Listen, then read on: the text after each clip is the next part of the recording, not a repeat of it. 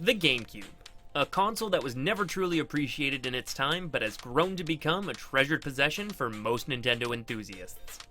Despite its popularity nowadays, it had a hard time competing with the PS2 and the Xbox at the time, and many games were moved to other consoles.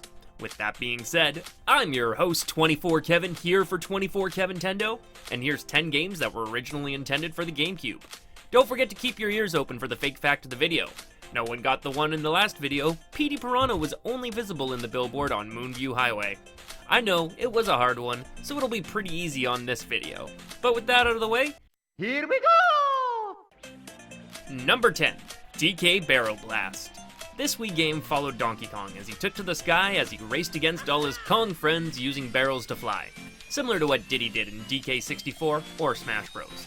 The game was met to fairly negative reviews, mostly due to how slow the gameplay was and the lackluster control schemes that had the players shaking the nunchuck and the Wiimote for all in-game movements.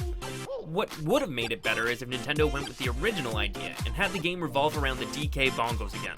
The original intention was to have the DK bongos control the player, with each bongo controlling one of the rockets each.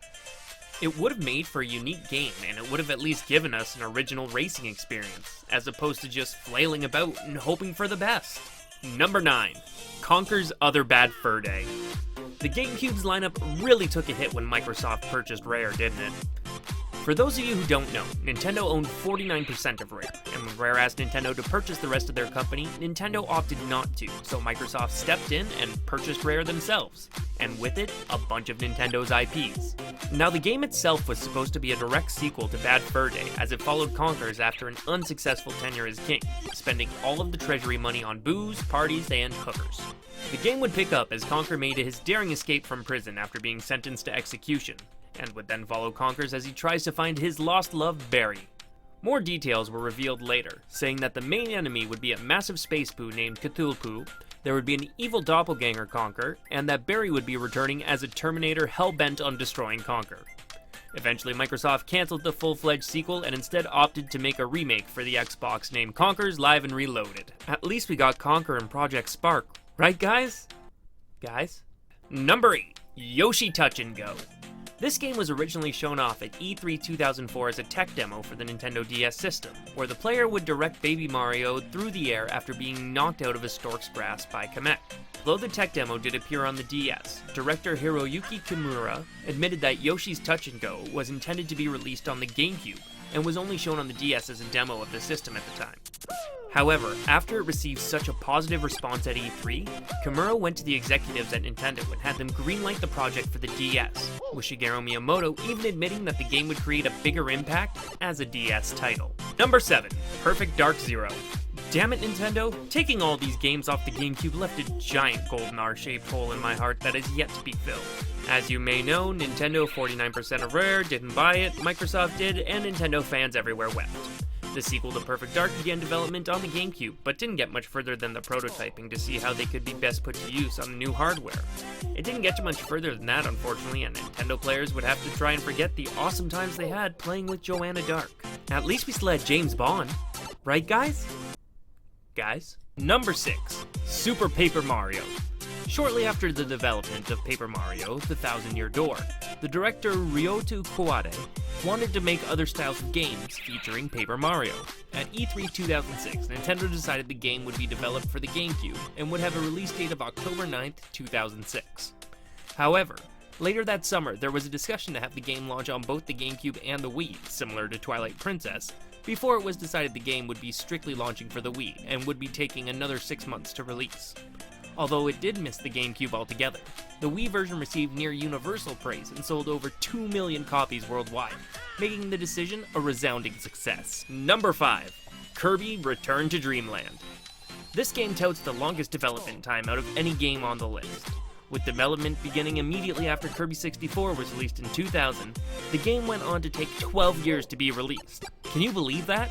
I could go out, find a nice girl, have a kid, teach him to play video games, and have him beat every single Kirby game. Twice. All while this game was being developed.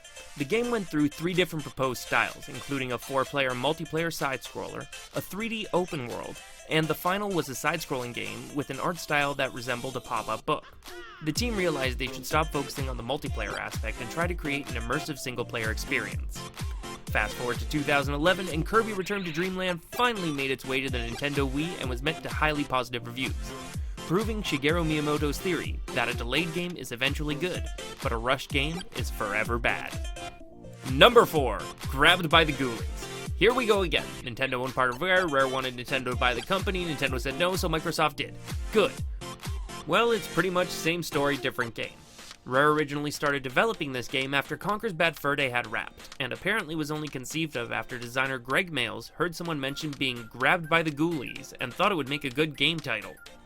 Believe it or not, players thought that this was going to be the subtitle for the upcoming Conker sequel. Boy, were they mistaken. Number 3, Animal Crossing Wild World. Way back in days of old, Nintendo released Animal Crossing for the N64 in Japan, before eventually porting an enhanced version to the Gamecube. Impressed with the reception, Nintendo announced to a Japanese publication that Animal Crossing 2 was in development for the Gamecube. Screenshots were released showing the Wishing Well replaced the Bell Shrine, something only seen in the Japanese versions up until this point, and 2 other screenshots featuring Ace, Anakati, and Peaches. There's not a lot of information as to why this game was cancelled, but it was announced around the same time as the DS, and it's been speculated Nintendo decided to make a game that took advantage of the new hardware, and thus the first ever handheld game in the Animal Crossing franchise, Wild World, was born. Number 2, Banjo-Kazooie Nuts and Bolts. This one still hurts to talk about. As some of you may know, the original 2 Banjo-Kazooie games were released on the Nintendo 64 to critical acclaim and still maintain a cult-like following to this day. At Space World 2000, we were shown our first and only footage of Banjo 3. It was a simple 13-second video meant to be viewed as a tech demo. Then the dark day came. Rare wanted Nintendo, Nintendo said no, Microsoft took them to go die a slow, painful death.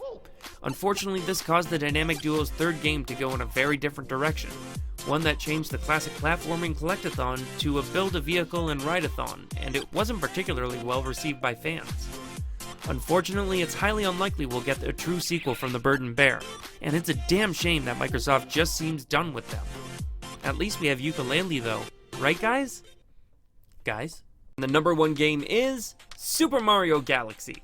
Believe it or not, the core idea for this game, traversing spherical platforms, actually originated as an idea in Mario 128, a tech demo shown off at Space World 2000. As a fun bonus fact, Pikmin took its core mechanic of controlling multiple characters on screen from this tech demo as well.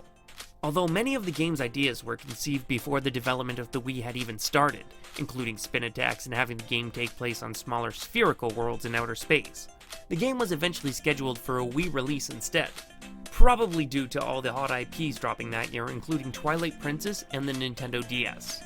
And that's the list. Did you guys think I missed anything? Leave something in the comment section down below and let me know if there's any games you think that I missed on this list. Sorry if I don't sound too good, guys. My throat's been bugging me and I kind of have a little bit of a cold, but hopefully you guys still liked this video. For everyone here at 24KevinTendo, I'm your host, 24Kevin. I gotta go though. I gotta go take some cold medicine. This is really bugging me. See you guys next time. Thanks for watching. Bye!